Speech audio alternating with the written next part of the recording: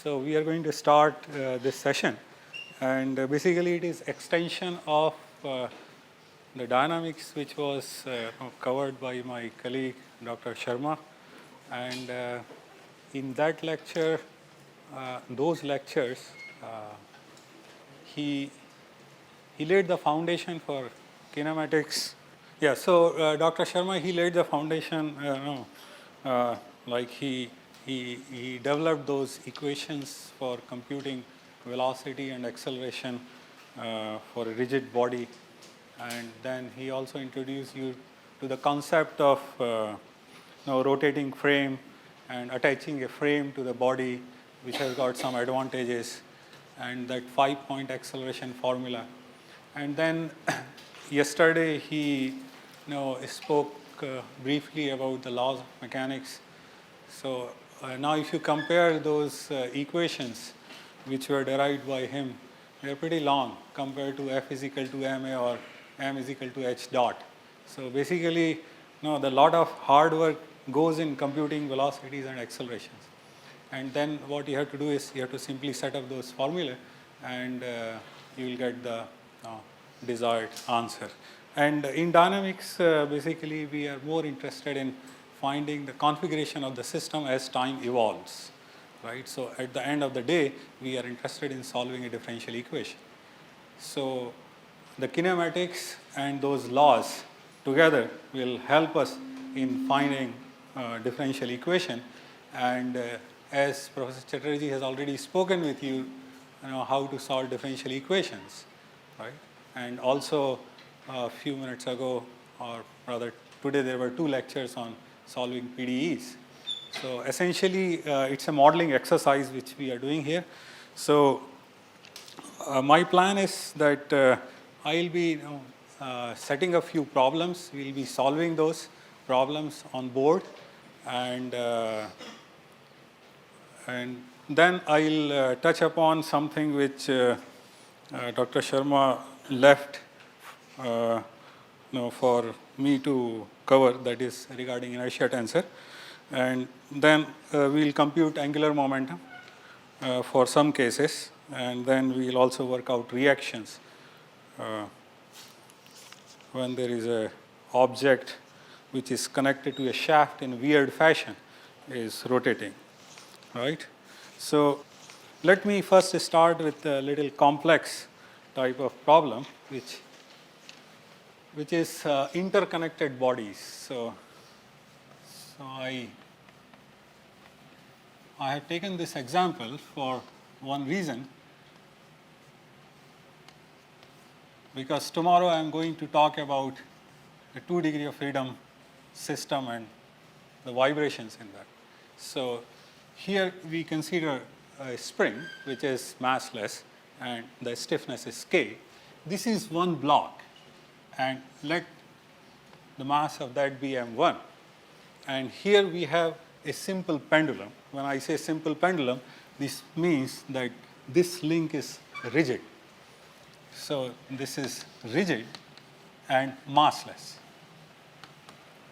And this is the bob where the entire mass is concentrated, and I call that as m2, and the length of this link is L. Now the goal is that we are interested in writing the equation of motion for this system, and what we are going to do is we are going to utilize the concept which we have developed earlier in the lectures of dynamics. Now before we start, we should try to identify that this particular mass m1 is going to be treated as particle, right? I'm not going to consider the rolling of that or something like that. Whereas this, if we give them names AB, so AB will be a rigid link, right? And the mass is here. So now if you look at this system very carefully, you will find that the motion of this mass m1 and the motion of this mass m2, they are independent, because you have got a hinge joint here at point A. So these 2 systems, they can move independently. And then I want to locate this mass at any point of time from inertial frame of reference, and I'll be using a coordinate for it to locate as x1, or let me call it as x.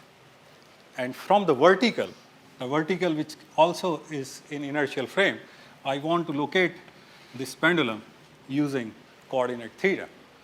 So you see that this system has got 2 degrees of freedom. You have x and you have theta. Okay?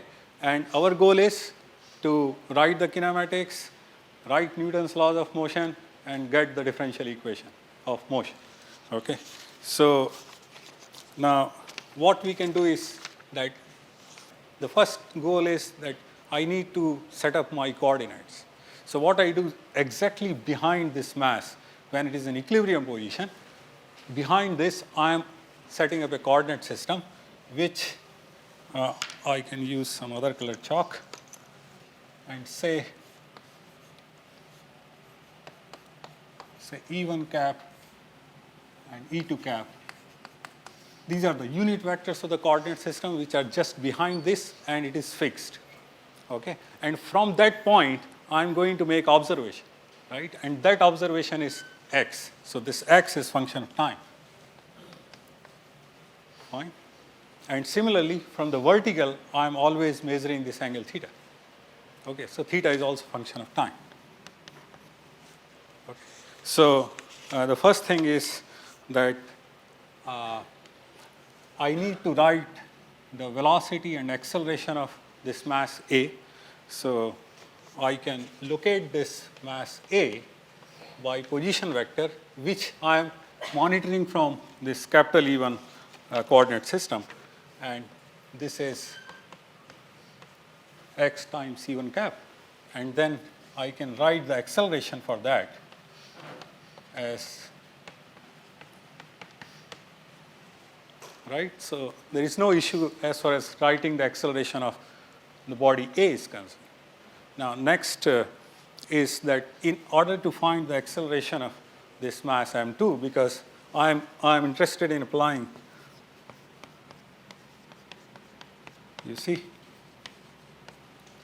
this. So naturally I need to have the acceleration for both the bodies. So this is fine for body A, and for body B, I will invoke the relation, that 5-point acceleration formula, and I write that the acceleration of B is acceleration of A plus you have theta dot. Okay, so here comes the angular velocity of this link AB, right? So this I can say that the angular velocity of this link, let me continue writing here. So theta dot cross theta dot, cross R of B from A, and plus theta double dot cross R of B from A, plus what else I have? Twice theta dot cross VREL plus AREL. Right? You remember this? This was developed in the class. So there are 1, 2, 3, 4, and 5 terms. Now you have 2 options. You can attach a coordinate system at this body A, which is translating, right? And when it is translating, then you know the angular velocity of that coordinate system is 0, right? Because that coordinate system is translating. Now what I do instead, I attach a coordinate system which is drawn in yellow. So I say this is E1 cap and this is E2 cap. Now it is attached to this link. So what do we see? The angular velocity of this coordinate system, small e, is going to be theta dot. So in this rotating frame, if you try to see this mass, you find it's not moving at all. So you have these 2 guys becoming 0. Now had you chosen a frame which was translating, right? Then you would have observed some relative motion of this mass in that translating frame. Fine. So when these two terms vanish, then I have the expression for acceleration of B as acceleration of A plus theta dot cross theta dot cross R of B from A, right? We have one more plus theta double dot cross R of B. Fine. You agree with this? Now we know that theta dot, it's a planar problem. So the direction of the angular velocity and the angular acceleration is going to be the perpendicular to the board, right? And so I continue writing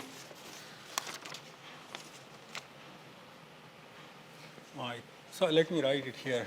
Theta dot is equal to theta E3. Now you should notice another fact, that capital E3 and small e3, they are parallel to each other. Okay? So I'm going to cast the equation in capital E coordinate, because that is fixed to the inertial frame, and that's where I will be able to apply Newton's laws of motion. So I write this, and then I need to write this vector to locate mass B with respect to body A, and that is clearly seen as, you see this length is L, you take its horizontal, its vertical component, so it is L cosine theta, which is in minus direction, and you have L sine of theta, which is in the plus direction. So you write this as L cosine theta minus E2 plus L sine theta E1, right? See, we need see what happens when we teach to UGs. It is very important that on the board we solve few problems with all the steps given, right? So faculty members must take this pain of writing down each and everything. Okay, so, and since it's a part of pedagogical lecture series, so we thought that once we have done theory, we'll be doing some numericals, right? And it's possible that at the end of this talk, I'll be giving you assignment problem, and tomorrow again I'm going to appear, right? So I'll try to get answer for the problem which I'll be giving you today. So is this right? And then when you write for acceleration of B, you will be getting acceleration of A, which is x double dot E1 cap plus theta E3 cap crossed theta E3 cap crossed with this. So let me put it in square bracket and write minus L cosine theta E2 plus L sine theta E1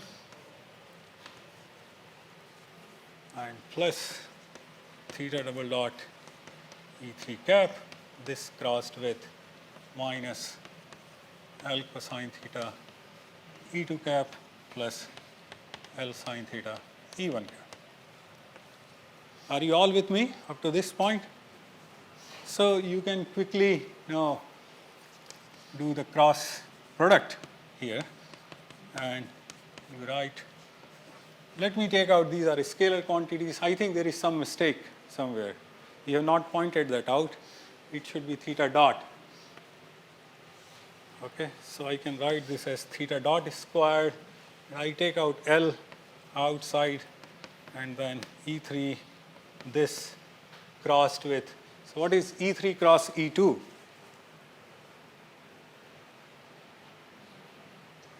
Huh?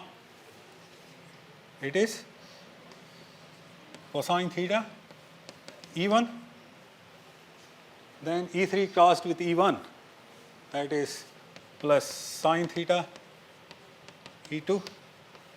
Is this right? And then, because a similar multiplication takes place here, so I can write theta double dot minus L, so it will be L cosine theta E1 cap plus L sine theta E2 cap. You agree with this? And then what I do is that I collect all the terms for acceleration of B, and I will be able to write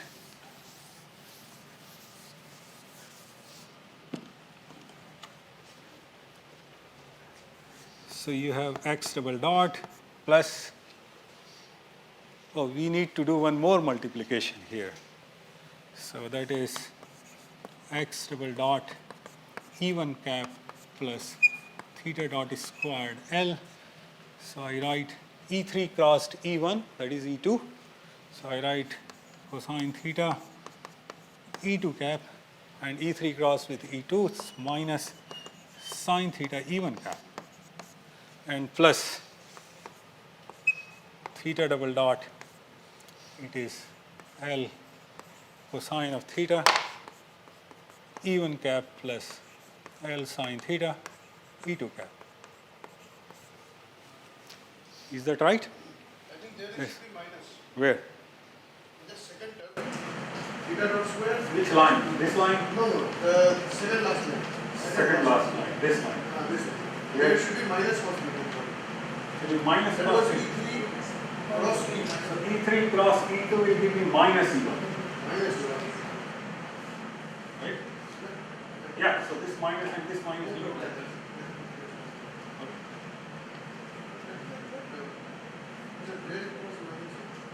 So now I correct terms.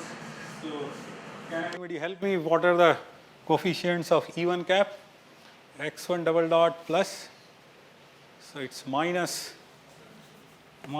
theta dot squared L sine theta. Then plus theta double dot L cos theta. So this is E1 cap, and plus with E2 is theta dot squared L cosine theta, and then plus theta double dot L sine theta.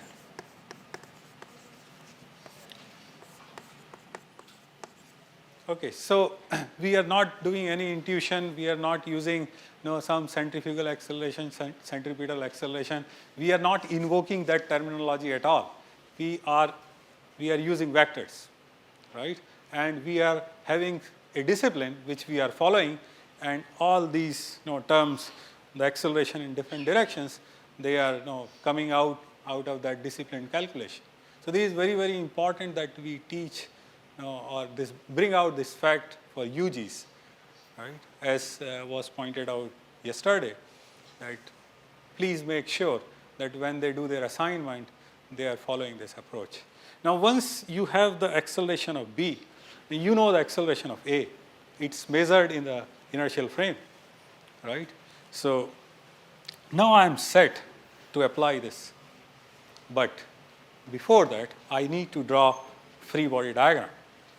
This is one of the most important steps when you are doing this type of mechanics, or even when you are doing fluid mechanics. You must have seen, you take a fluid element and you apply the pressure, and then you write the multiplying it by area, the forces which are coming onto it, because at the end of the day you are interested in applying few physical laws, right?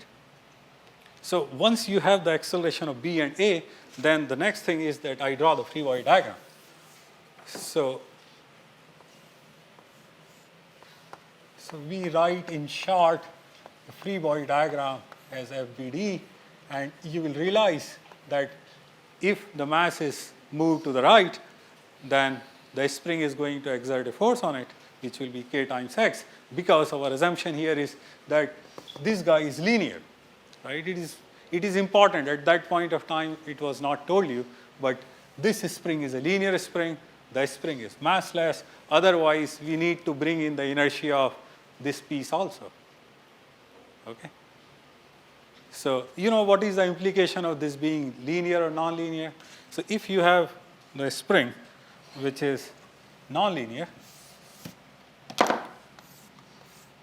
And if you try to compute the spring force, when you stretch it, it's possible that it may go like this, right? And if it is linear, then we know that the response is a straight line. And you can characterize this spring by this slope, right, which is k. Now, if it is nonlinear, then you'll have to find the tangent stiffness. And it so happens that if you have, if you are operating in a small deformation, then you have a straight line here also, right? So if it is linear, then the force, the restoring force on this mass, m1, which is body A, is going to be kx. What other forces? You have its weight acting, right? What else? Huh? You have the normal reaction, which is coming onto it, which is coming from the bottom. What else? No, inertia is not shown on the free body. You show only, where is that?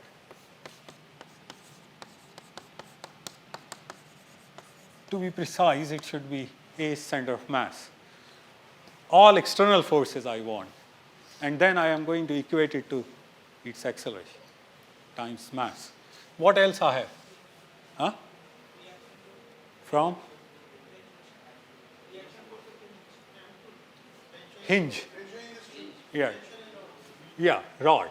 So let me call that as T. What else? That's it. There is no air, there is no drag, anything of that sort. Okay? So we have these forces which are acting on this mass, and under the influence of this force system, this mass is accelerated. Now, it is possible, it is very much possible that this mass may leave the ground, right? When the forces are such that they can overcome all other forces which are pulling it down, right? So I am ruling out that possibility by putting rollers here, and I say that now this guy is not going to go anywhere, right? So I am constraining it to move along one direction. Otherwise, a student can ask a question that if n is more than maybe m1g plus t cosine of theta at any point of time, it may leave. Yes, it may leave. Right? It's possible. Suppose this is not there, and you make a hump here. Right? It's possible that when it crosses through hump, then it may leave. There is possibility exists. It all depends on numbers. Okay. So I rule that out. So it is very important that when I show a picture of any physical system, then I put all those ingredients which will help me in doing my analysis properly. Right? So this is the free body diagram for body A, and similarly I can draw the free body diagram for body B. And for me, the body B is this guy. So I am cutting it from here, and I am interested in drawing free body diagram for that. So you tell me, what are the forces acting on this? So you have this guy. So this is coming from third law of Newton, right? And what else? Yeah, the weight acting. What else? That's it, right? So now I can, it's a vector equation. So this I am going to apply to both the bodies. Okay, so I will be getting two scalar equations in capital E1, capital E2. So if you resolve forces along x, then you write, say, minus kx plus, you should note that this is angle theta. So this is t sine of theta. This equals mass into acceleration of this guy, which happens to be x double dot, right? So this is the first equation which I have, And then I can write the second equation, which is n equals m1g plus t cosine of theta. Now, since mass is not accelerating in y direction, so I'm not bothered about this equation at this point of time. And then I write for this, and you should note that this is theta. So you write t cosine theta minus m2g. This equals m2. You see, there's a mistake here. It should be m1. Okay. So this is m2 times this guy in y direction, right? Because we are resolving in y direction. So you get this big term here, which multiplies to m2. So I can write that theta dot square L cosine theta plus theta double dot L sine theta. Now you will be getting another equation when you resolve forces along E1 direction, right? At that time you will be using this acceleration. Now as you are doing your calculations, it is important that you keep on checking the dimensions, right?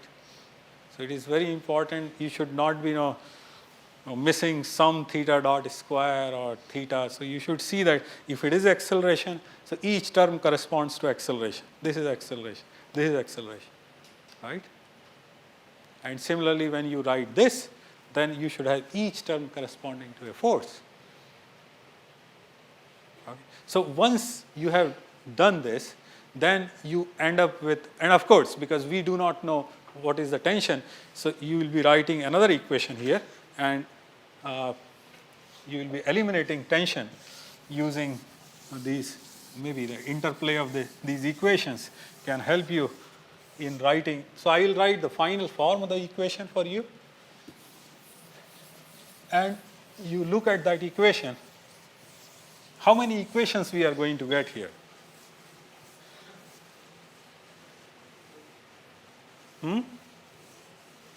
So once I have done everything, you know that with time this x is evolving and also theta is evolving. So I will be getting two differential equations, right? And they kind of look very nasty, and they are like this. I need to show these equations to you.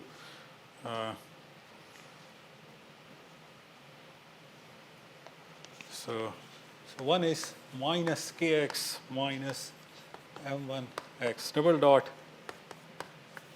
equals m2. I'm sorry, I have not arranged them, in elegant way, but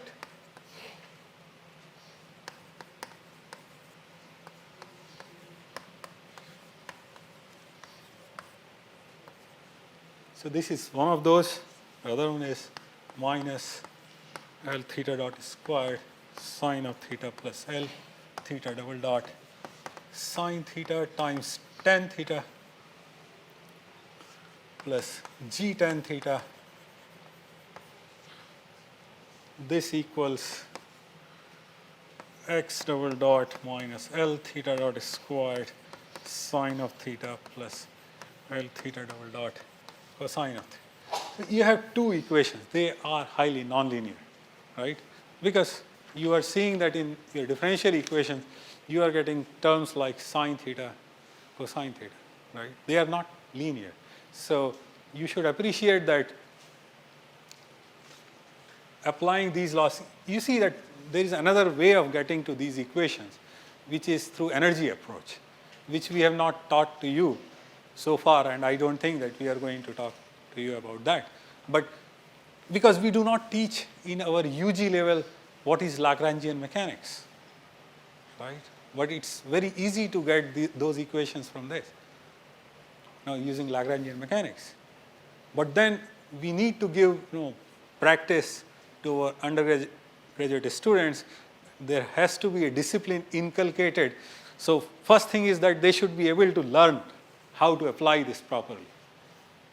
Right? So the vector mechanics or the vector approach is must. And afterwards, once your student gets this complicated equation, and so you have theta double dot and you have x double dot. These are also coupled. When you are writing one equation, you are not getting entire equation in x. You have theta also, right? And then this equation can be solved for initial conditions which can be specified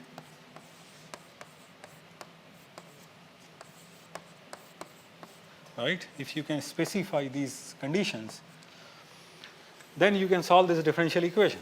Now, one thing which you should notice here is that I am not applying any force onto this mass, or I am not applying any torque onto this pendulum, right? Otherwise, while writing your equations, you would have seen those appearing, right? In those situations, without any initial conditions, probably you could have energized your equations or the dynamics, right? And you would have seen some evolution of these two coordinates, theta and x. Okay. So the message which I want to convey to you is that since it's a pedagogical lecture series, and our aim is to introduce to you how we teach in the class here in IIT Kanpur, so we have to take this pain and get to that. And then you can ask your student if he or she has taken a course on numerical methods, then use Rangekutta fourth order method, use MATLAB OD45 solver, and then continue solving these two equations. And then you can ask them to linearize about a small theta, and then that linearization will lead to more elegant looking differential equation, which I don't think I need to show here. So this is one of the problems which I thought I should discuss with you, where you see the application of 5-term acceleration formula in order to get to the acceleration of those masses. You have any doubt in this? Or you have any suggestion? Or if this problem is given in your college, how will you be going solving it? No? Fine. So next is Dr. Sharma. Last time he wrote this equation.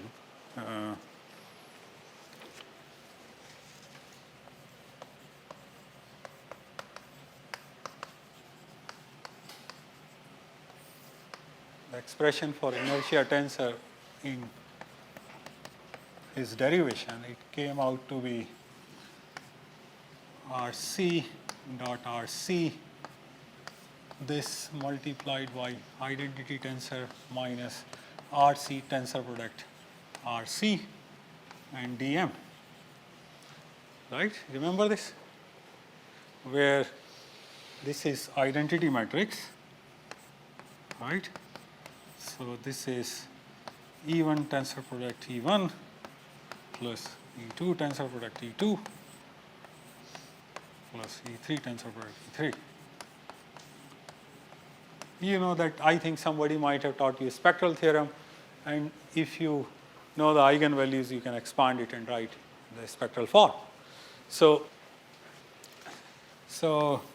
he did not have time to show that this indeed is going to appear in the form in which you have seen it earlier in the books. Okay. So what we do here is that we take some rigid body, and I take a coordinate system here.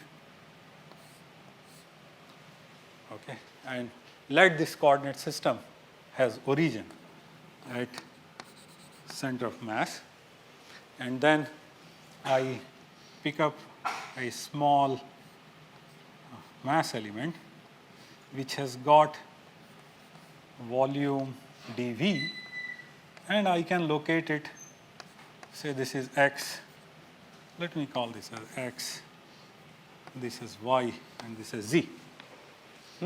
So for me this guy is, so this is x, and this length is y, and this is Z, and this guy is dm. And you know that dm is rho times dv, right? I am assuming the density to be the same for the entire body. So basically, I can replace this by rho times dv. Now, I locate this element using this vector RC, and then I write RC as, say, x E1 cap plus y E2 cap plus z E3 cap. And then what is the dot product of RC to RC? That is x squared plus y squared plus z squared. Is that right? And what is this? RC, tensor product RC? Anybody?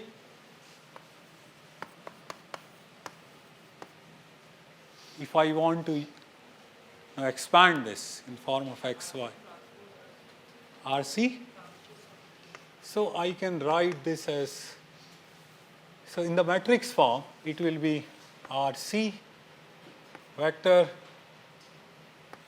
RC transpose, right?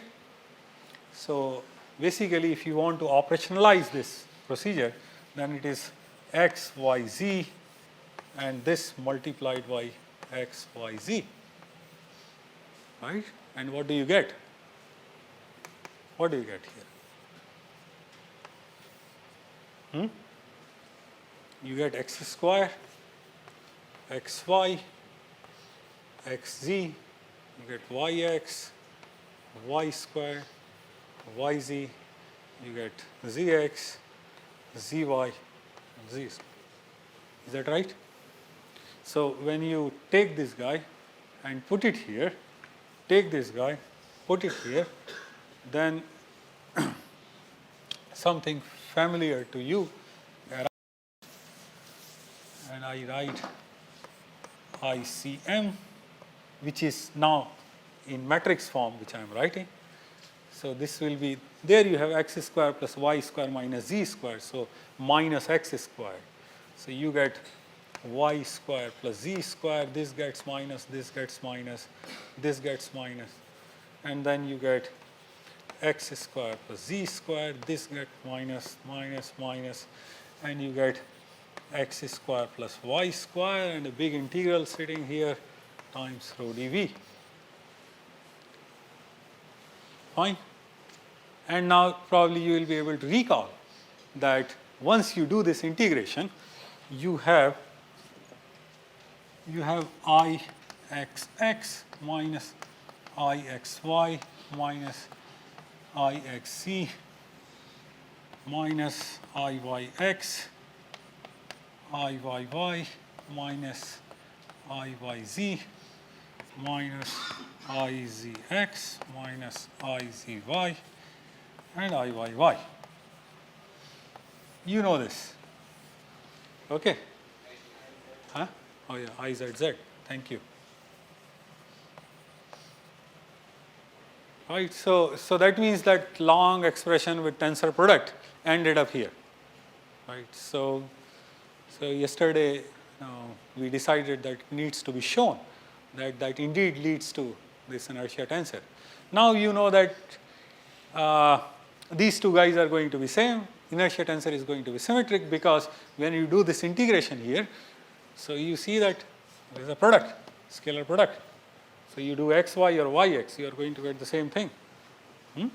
So that's why you have got inertia tensor.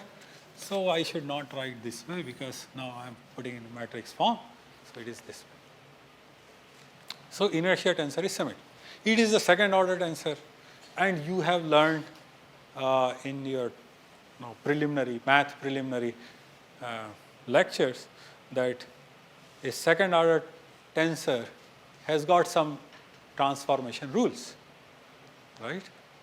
So what happens is that you do not get the rigid body, or you do not analyze systems or mechanical machines where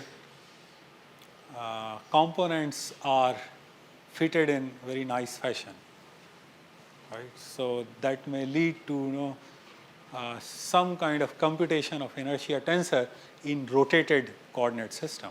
So this tensor is in some basis, and there may be a requirement that you need to transform the basis of this tensor, right? So let me give you an example for that. Suppose we have a thin rod, right? Okay. Now imagine that there is a shaft which is going through it,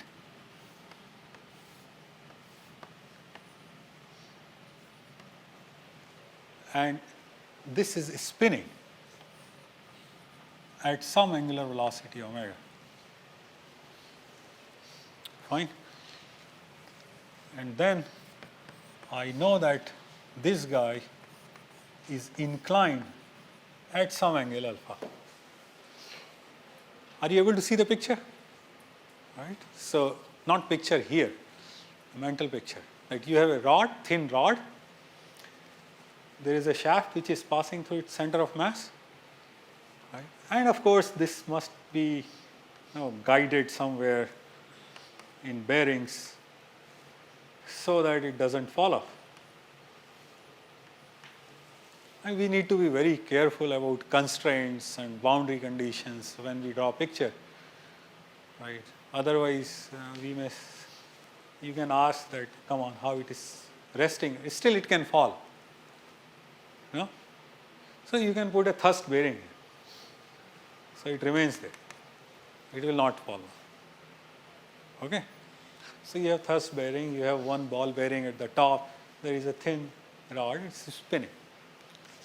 It is a different case than when alpha was 0, right? So my now question is that I want to calculate the angular momentum for this rod. Okay, and how you calculate angular momentum?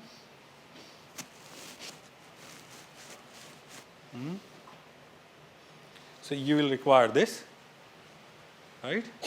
And this dotted with the angular velocity. Is that right? So what I do is that I say that my coordinate system, a coordinate system is like xy, and then this rod has been positioned in a primed coordinate system, which is x prime, y prime.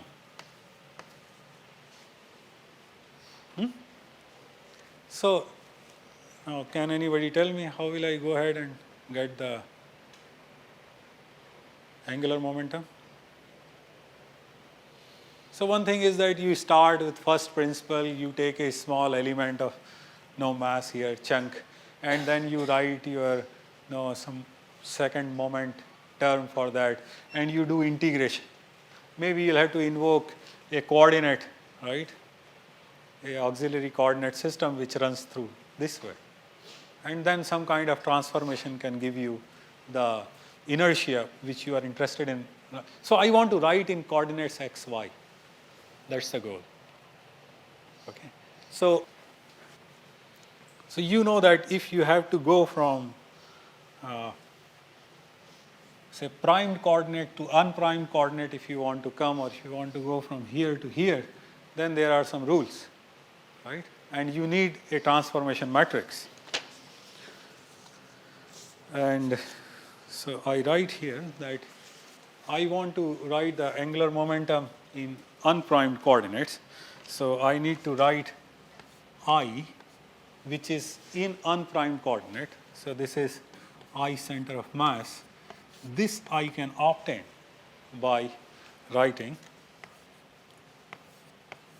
L transpose I Cm in prime coordinate times L, where this L is transformation matrix, right? So this comes from the direction cosines, right? So you take you can get L by writing x prime x, x prime y, x prime z. I hope I am right doing this. And L y prime x, L y prime y, L y prime z, and L z prime x, L z prime y, and L z prime z. You know, this is the cosine of the angle between x prime and x. Okay, so this you have seen earlier. So using this, you should be able to write. So what is the transformation matrix for this? If I want to write the inertia tensor in unprimed coordinate, so what is this guy? So this is cosine of this angle alpha, right? So I write L as cosine of this alpha, and then between x prime and y is 90 minus alpha. So what is cosine 90 minus alpha? Is sine alpha. You get 0, you get minus s alpha, c alpha 0, 0, 0, 1. So this is your transformation matrix. And then using, and what is your I prime Cm? Can you tell me? What is I prime Cm?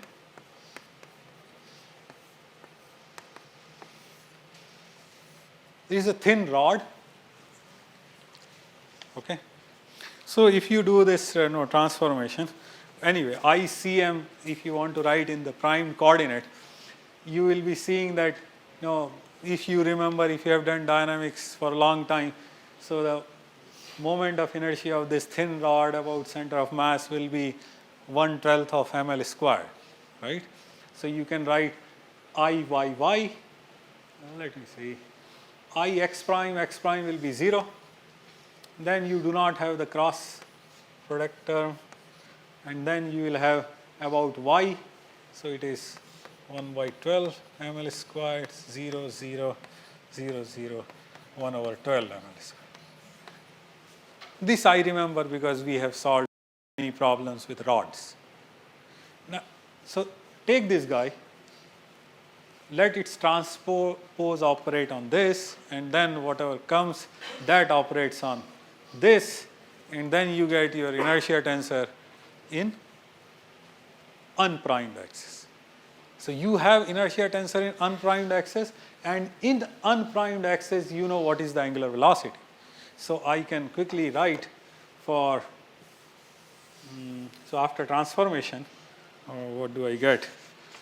So you do all that transformation, and so you get some ICM, and that dotted with omega, that will give you the angular momentum h.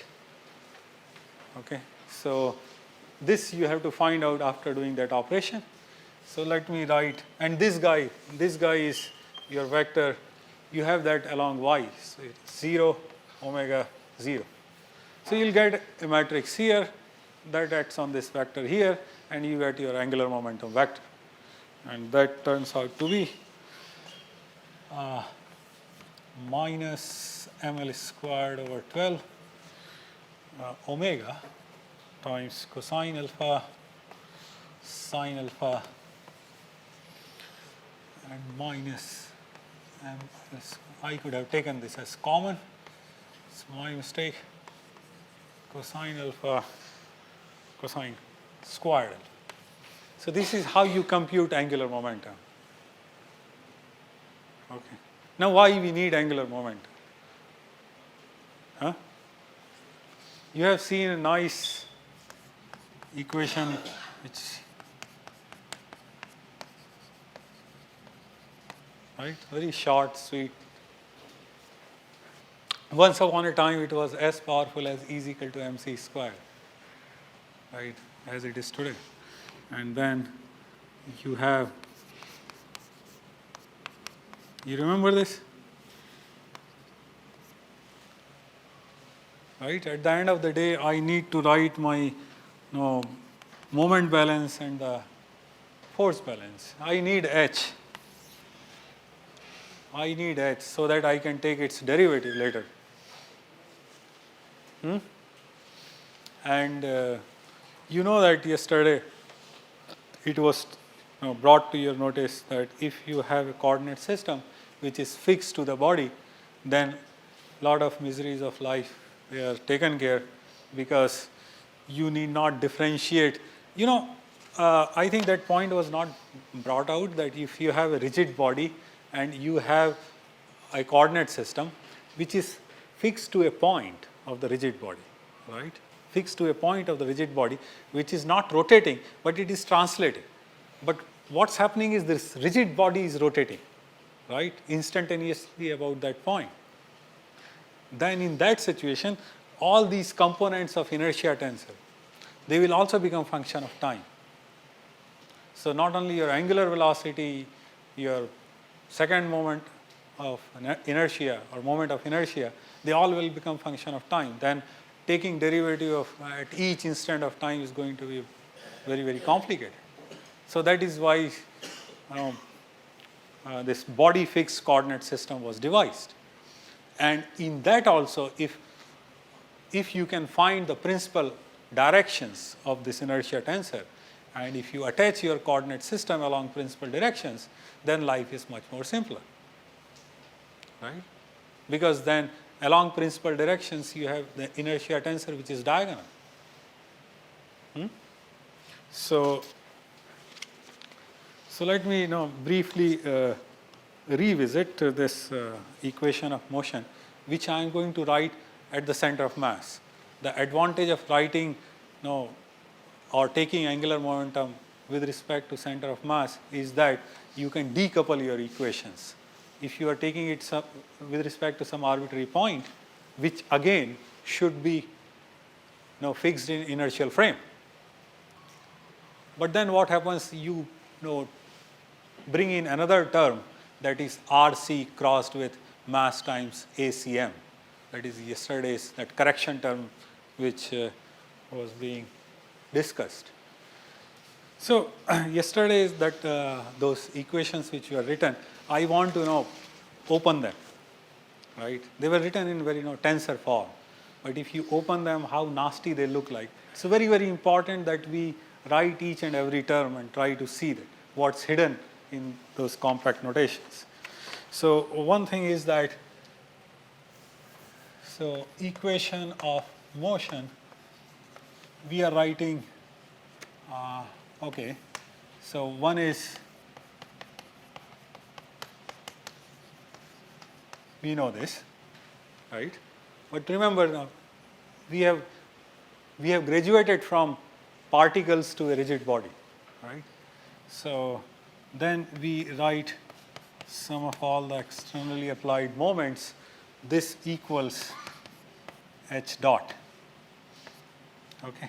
Now here, as told to you yesterday, that we are sloppy when we are not mentioning here, we mean that we are taking it about the center of mass. Okay. And when you put this dot, this essentially means that you have open dot plus omega crossed with h, right?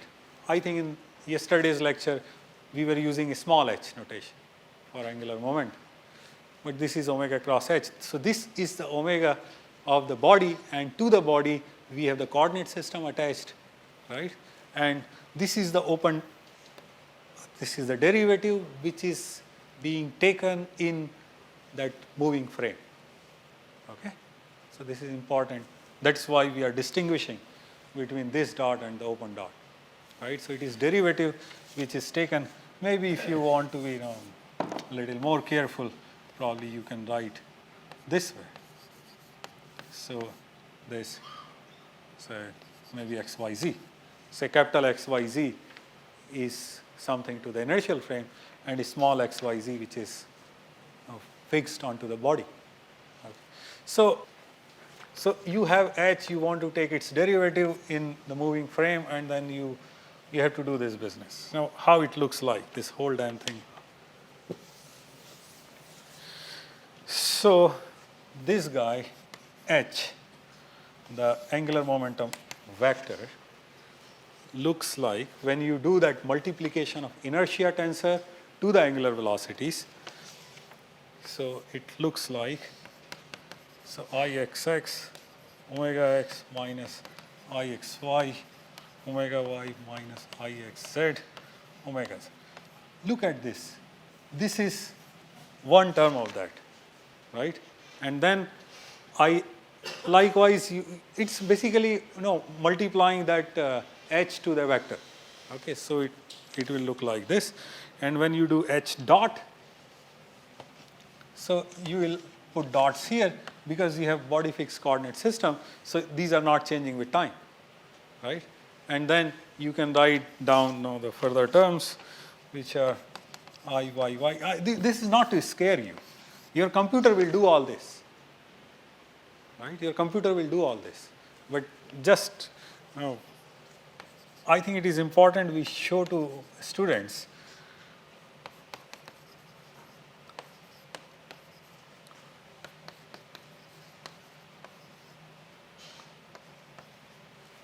and from here I want to go to somewhere else. So this is just to introduce you the complexity which is involved.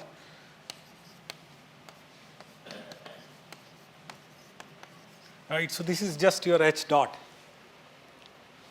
Okay. And then when you want to do your sigma m, where we wrote, so it is sigma m h dot, and this was h open dot plus omega cross h. You see that you still have terms which are going to come from here. Now this whole big thing plus something which will come from there.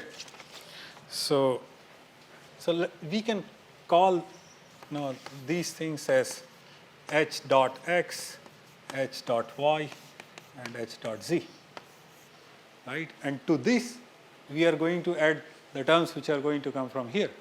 So you will find that sum of all the moments along x, along y, and along z. So this is a vector, and which is essentially your h dot x plus hz omega y minus hy omega z. Like that, you will have few more terms. So you see that. So what all things will be required in order to calculate this vector. This is just to open your eyes that those small equations are basically, once you operationalize those equations, it's a bit of complicated, right? So I don't want to go further. This was just to show you.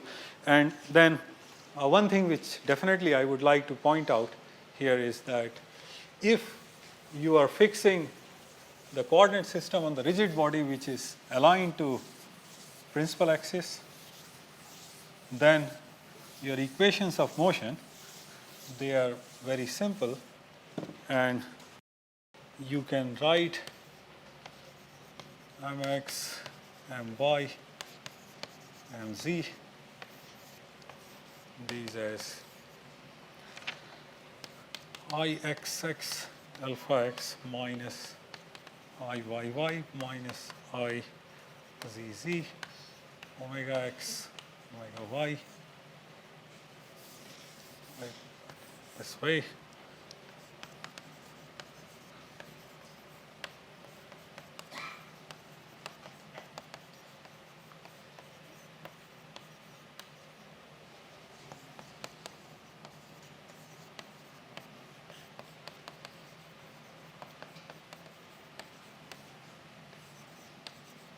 And these are called as Euler's equation. So it is a specific case of that entire thing. So when you have the body fixed coordinate system is aligned to the principal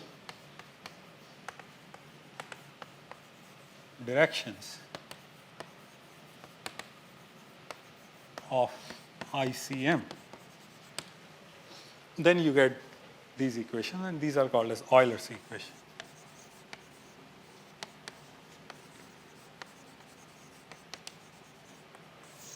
Okay.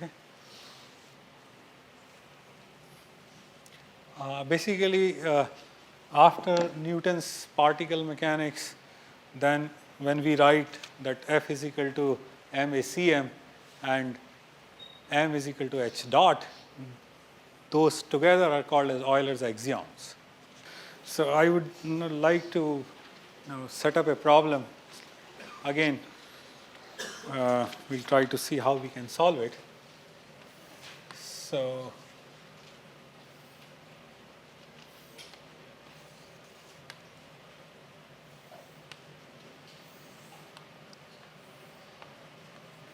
I hope you have understood what professor wanted to convey, right? So a rectangular body, right? A rectangular body like this has got three principal directions, right? If you one like this, one like that, other one like this. So you have inertia about x, about y, and about z. So the intermediate value between maximum and minimum, right, of those principles. So that direction is unstable. So if you try to make the object rotate along that axis, it will refuse, it will try to align it to either minimum one or the maximum.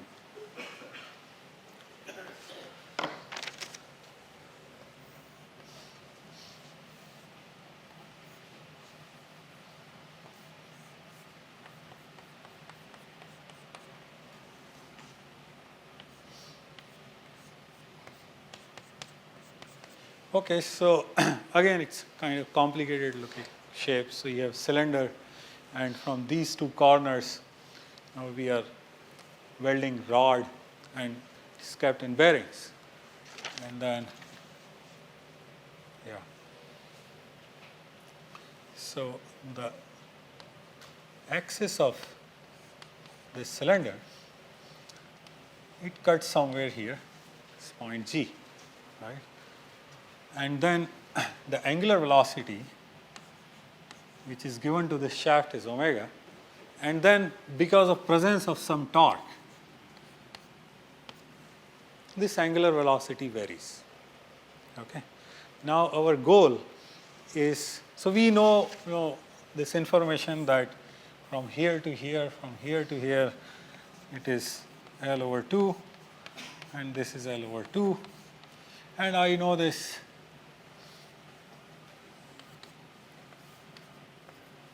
is half of h, half of height, and this is radius r, right? And I also know what is this angle between the axis of this cylinder and the shaft axis.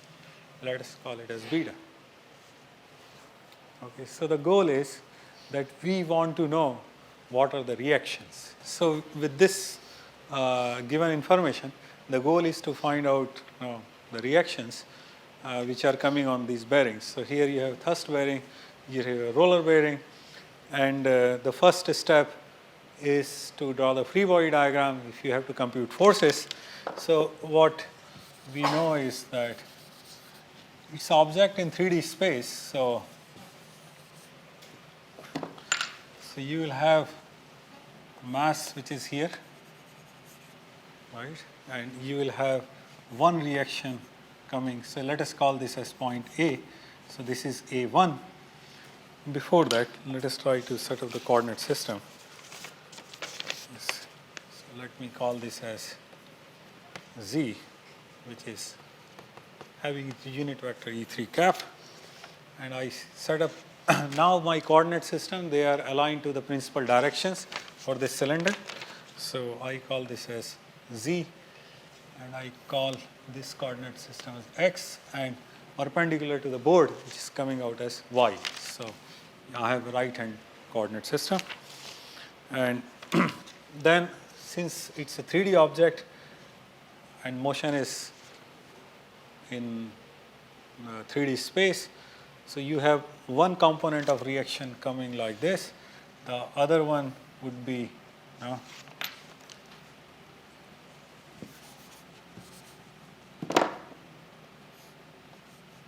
so this is along y-axis, that is the horizontal plane. Same way you will have here one coming and the other coming. So let's call this as A1.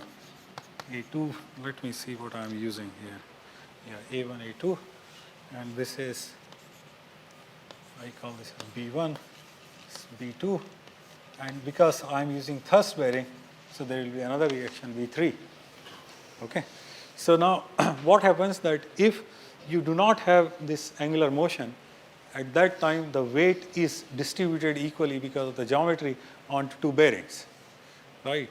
So as you start revolving this system, what is going to happen that you will have reactions which are coming because of dynamic motion, and they will superpose on the reactions because of the static forces, right?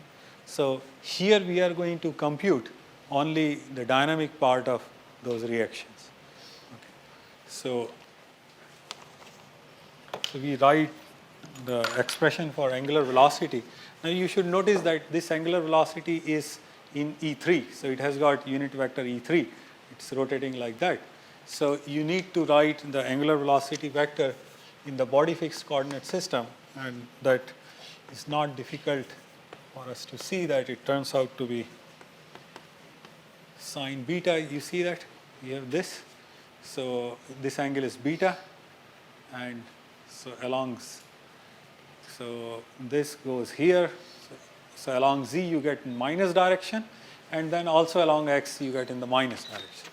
So minus omega sine beta E1 cap, is that correct? Yeah, sine beta.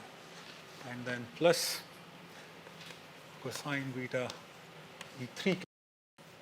So this is the angular velocity vector, and the acceleration is written as minus omega dot.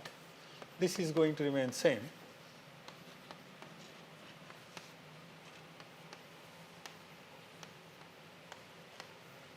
Right? Because it is spinning, let's say whatever is the angular acceleration for this shaft, you can resolve it along body fixed coordinate axis. So once you have now omega and alpha, then what you have to do is we can use Euler's angles, and we can write the equations. So if you want to write equation moment about x-axis, so you will be able to appreciate that we have here torque which is acting. So this torque, so you need to resolve this torque along x-axis. So you will find that it is t here, and so we have to come here. So this angle is beta. So you see that if you go this way, you get minus there, and if you come here, so it is minus. So it is minus t sine beta, minus t sine beta. And then plus you will have moments because of these two reactions which are in the plane. No, not in the plane, they are perpendicular to the plane. So which are along A2 and B2. So what you need to do is, this length L by 2, so you need to get this length so that you can take moment about x-axis. You need to get this length, right? This length, and if you do your algebra correctly, you will be able to write A2 minus B2 times L over 2 cosine beta. And this, if you recollect the Euler's equation, which I wrote earlier, so it is Ixx times alpha x. Now, what happens to other terms? So if you, I don't know if you have taken notes. So you have got let me write this again for the first one. So the first one was Ixx alpha x minus Iyy minus Izz omega x omega y. So now you see what happens. You do not have omega y, right? So this term becomes 0. This term becomes 0. So likewise, you'll have to write sigma my and sigma mz. I'm not going to write this entire thing because we are running short of time. We spent a lot of time earlier. So once I have these moments, so this is what is my Euler's law, and then Euler's equation, and then I invoke this equation.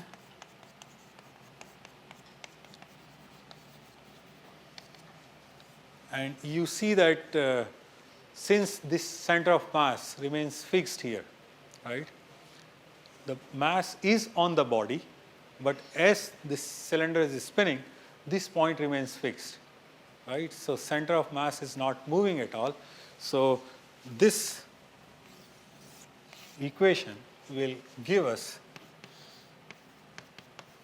say, B3, which is 0, and then I can write A1 plus B1, that equals 0, and I also get, now remember, as I told you that now we are working on the dynamic part of reactions, so I am going to omit this. I know it that mg by 2 is picked up by A1 and mg by 2 is picked up by B1. So A1 plus B1 equals 0, and I have A2 plus B2 equals 0, right? These three relations are coming from this equation. Those three relations, they are coming from Euler's formula, right? And then you will have enough number of equations to calculate those unknowns, provided we know the angular velocity as function of time. Okay, so this is just to demonstrate that you have such a complicated. So what we did earlier, there were a few examples where we calculated the angular velocity, angular momentum vector. Now then we differentiated that angular momentum vector, then we wrote moments. And then in particular, when we aligned the body fixed coordinate system to the principal directions, we got Euler angles. It's not Euler angles, Euler equations, right? And what we have to do now is, because we are fortunate here that you have such a nice symmetric body of cylinder. You have one axis set up like this, other is set up like that, and other one is coming like this.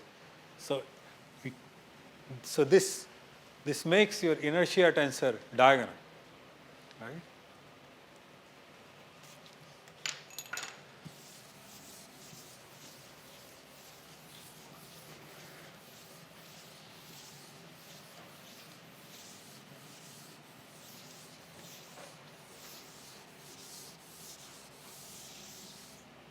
So there is this problem which I was solving, and I think I am making mistakes somewhere.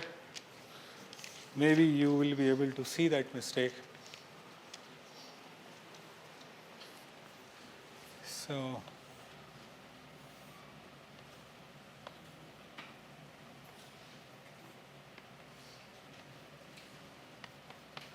but seriously, this thing has put me off that no teacher among participants teaches dynamics.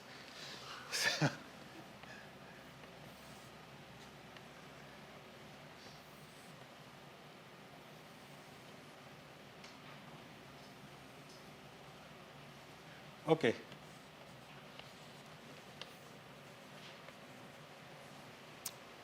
You can see the system. So you have this shaft which is spinning, right, at angular velocity omega, and to that a rod connected which is rigid, uniform mass, length L, and there is a pin joint here, right? So what happens? It is free to rotate about this hinge point. Now this is spinning. I want to know what is the equation of motion for this rod. Okay, so how I start? So I start by setting up coordinates. So I know that now I can use body fixed coordinate system. Okay, so this is some point O. I know this is thin rod. I know its moment of inertia about O. So I know that Iyy equals 0 and Ixx equals Izz, that equals 1/3 ml squared. Can be any. But I know it, so I am writing it this, right? no product terms are involved in this. Okay. Now, look at this angular velocity vector. Now, I need to write this angular velocity vector along x and y direction, or whatever is the body fixed, right? Or in fact, I need to write the angular velocity of this link. So that equals, so I have this vector which is angular velocity vector omega. I know this angle theta, so cosine of theta in minus direction will give me the second component, and sine of theta in minus direction. So minus omega sine of theta E1 cap. Let me set up the unit vectors like this. And then I get minus omega cosine theta E2 cap. And then I have got plus theta dot E3 cap. So I have omega, right? So once I have omega, I can write my accelerations also. Okay. So let me see what can I do. So I'll use Euler's equation, and what my Euler's equations say. Sir, what is the positive x and positive y? Huh? BFCS? VFCS is this. Sir, what is the positive x and positive y? This arrow is positive x, that arrow is positive. Oh, because this vector has got that direction. So when I now resolve it along this, so it points in thumb direction, and then when I resolve along this, it goes in negative direction. Okay. So with this and my Euler's equations, when I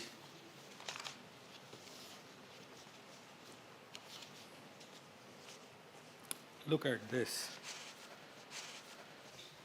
so I need to find out the equation of motion. So, but then I need to draw the free body diagram also, right? So for, I know that I am going to have some mg here. This length is L.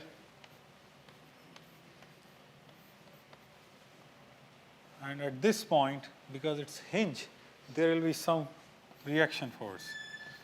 There will be some reaction, right? So this point is O. This point is G. Okay.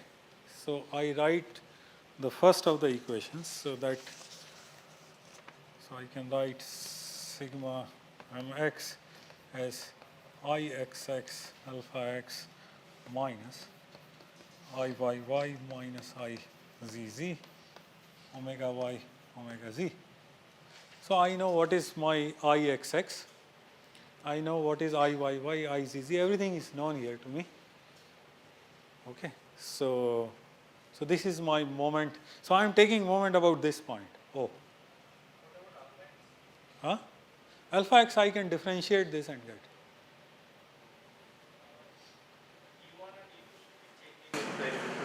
Well, E1 and E2 they are fixed to this. They are body fitted coordinates, right? Huh?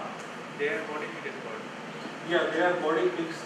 So if you rotate by omega, then E1 and So- E2 are also having derivative. So what is the angular velocity of this link? The angular velocity of link is this, right? That's fine. That is fine. And then I need to write this equation, so I need alpha of x, right? So if I need alpha of x, then I need to differentiate this. Right? So my omega is constant. What about sine theta? Theta is changing, so I will differentiate this, and I will also be differentiating E1 prime.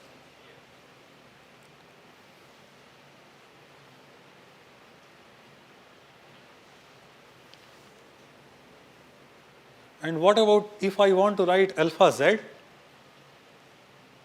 If I take the last equation, because I am in some kind of trouble while solving this equation. So if I write, so for time being, let us forget this first equation, and if I write ixx minus iyy times omega x omega y, What is my alpha z? Is it theta double dot? It's not theta double dot because E3 is, my E3 is also spinning. But E1 and E2, their derivatives will give you components along E3. The capital omega cross E1 will give you the Capital omega cross E1 will give me, capital omega cross E2 will give me the derivative of this. Yes. And there will be components along E3. You're right, but you're wrong. Yeah. The Euler equations, the extra terms on the end, with omega 1 and omega 2, are exactly the rotation of the coordinate system. Yes, because it is fixed to the body. Say that again?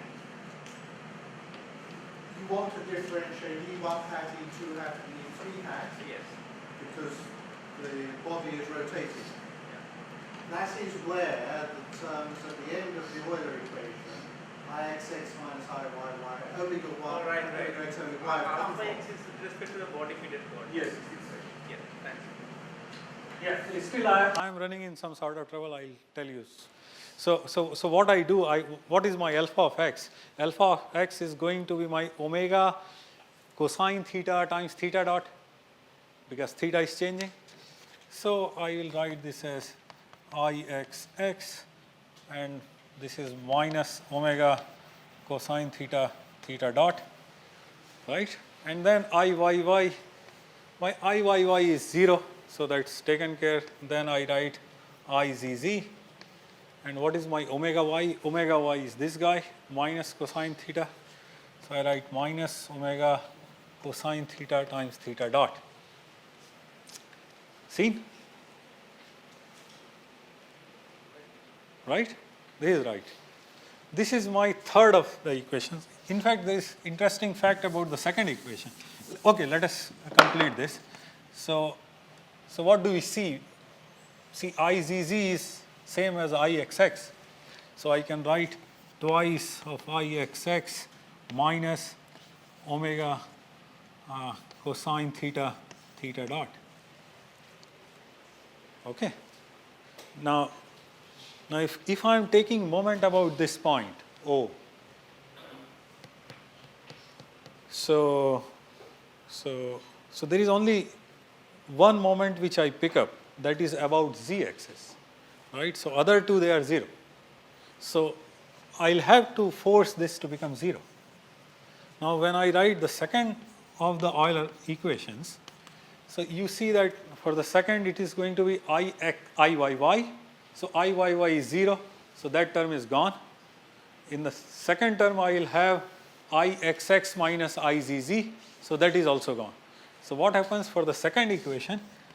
So I have this identically becoming 0. Now when I come to third equation, so I write sigma mz, which equals mg times L over 2 sine of theta. So that is in minus direction.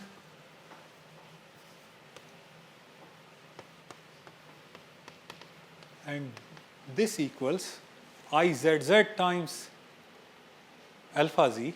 So that is Izz is 1/3 ml squared, and that is theta double dot. Then I will be writing now minus Ixx. Ixx is 1/3 ml squared, omega x times omega y. So omega x times omega y. So I will get omega squared sine theta times cosine theta. So if I arrange this, so I should be able to write my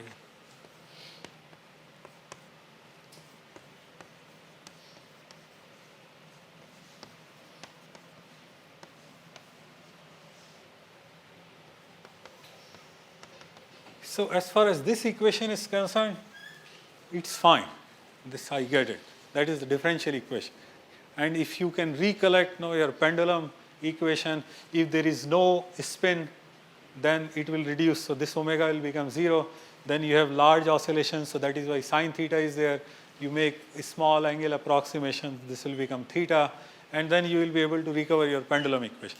But then my worry is, what should I do with this? Is it giving me hint for some condition? Or I am making some mistake? Because this tells me either theta dot equal to 0 or cosine theta equal to 0 or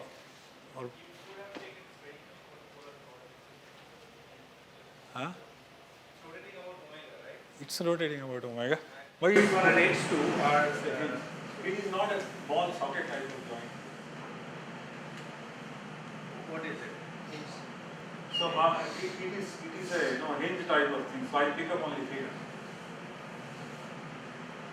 There's the top bearing is exerting a torque. Huh? The top bearing is exerting a torque which you can't move. Here, The top bearing. torque. So I should include a torque there.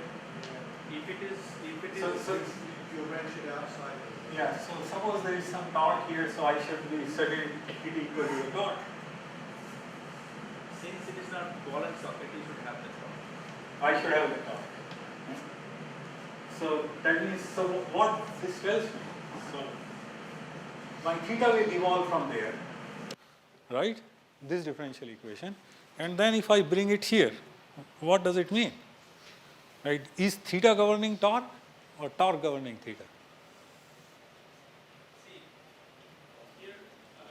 The fact that you are not letting it oscillate like a pretty pendulum, means you are putting a constraint.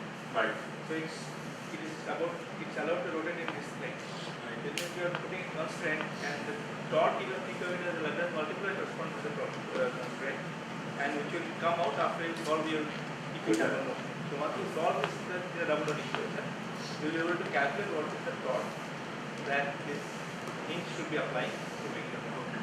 What is? Yeah, because without torque, I was wondering what this tells me, because then it will boil down to this becoming 0. So it tells me that theta dot equal to 0, that is, there is no swing at all. The other information tells me theta is pi by 2, so that means this link becomes like this.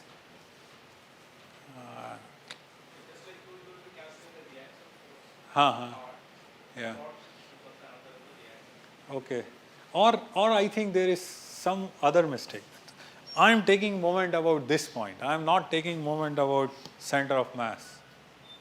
That should not be the reason, right? Because sigma m is equal to h dot is about center of mass. That should. Yeah. So anyway, so this equation leads to some applied torque, and then that is the equation of motion which we have. And now you should notice something interesting here. If you can recall the ordinary differential equation, suppose we linearize it. Theta is small, so I write, say, for small theta, I say cosine theta is 1, sine theta is theta. So this is my differential equation, right, for a small oscillation.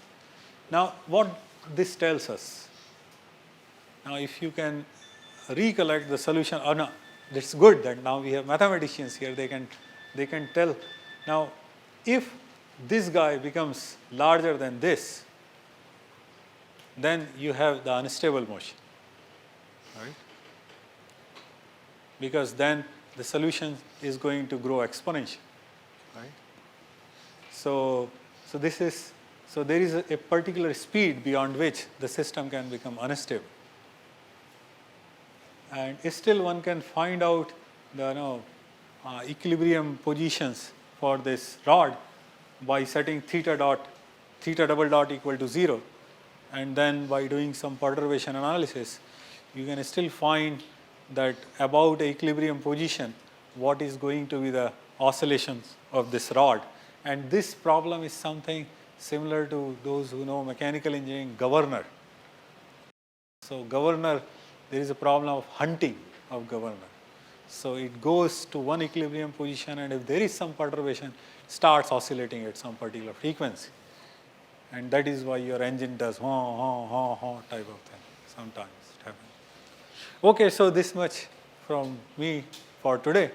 Tomorrow we will talk about vibrations.